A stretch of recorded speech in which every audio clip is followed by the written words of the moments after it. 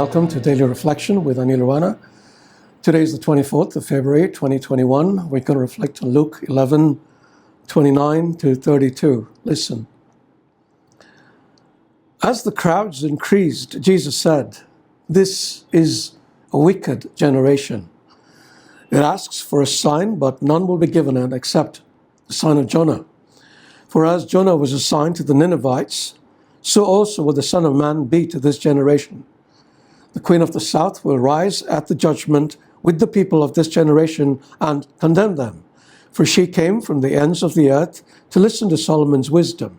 And now, something greater than Solomon is here. The men of Nineveh will stand up at the judgment with this generation and condemn it, for they repented at the preaching of Jonah. And now, something greater than Jonah is here." The Gospel of the Lord. How about a little lesson in mathematics for something a little different today? A mathematical proof is a logical argument that tries to establish without any doubt that something is true. We generally use two forms of reasoning to arrive at a conclusion, inductive and deductive.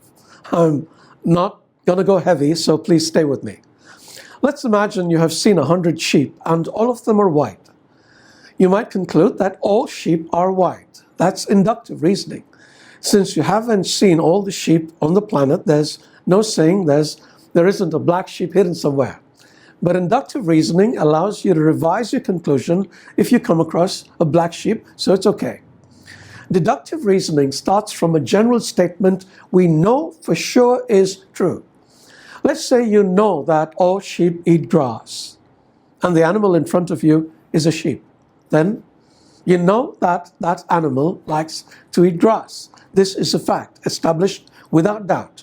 If your basic premise is correct, then this is correct. It can be wrong only if your basic premise that all sheep eat grass is wrong, or if your observation that the animal in front of you is a sheep is incorrect. Now, what has this got to do with what we read today?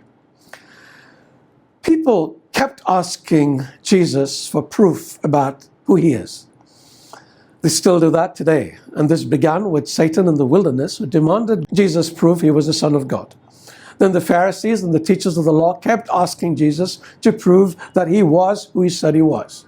Later, John's disciples would go to Jesus asking him to prove if he was the one they were expecting or they should look for somebody else.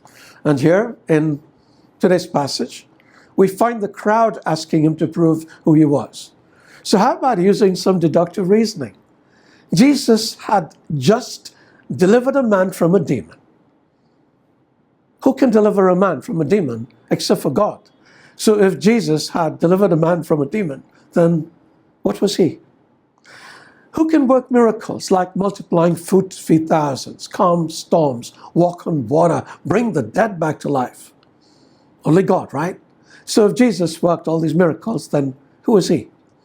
Who can die and rise from the dead except God? So if Jesus died and rose again, then who is he? Of course, skeptics would say that they have no evidence of any of this. Good thing then that Jesus continues to work miracles today. No? And for those who still say, prove it, Jesus says, okay, on Judgment Day I will. God bless you.